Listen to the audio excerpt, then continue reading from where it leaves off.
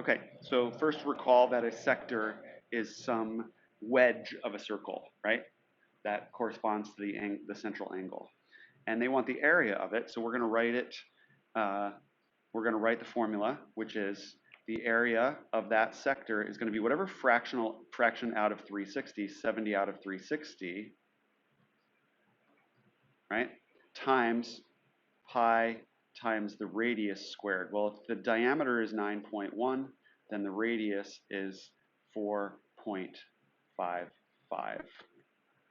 centimeters squared, right? Because we are squaring the radius.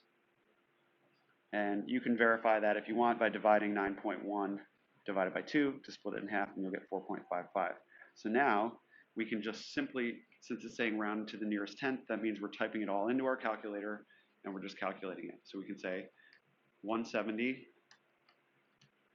and by the way, fractions, I'm going to put that fraction in parentheses. Parentheses, 170 divided by 360, that'll give us some fraction, close parentheses, times pi, times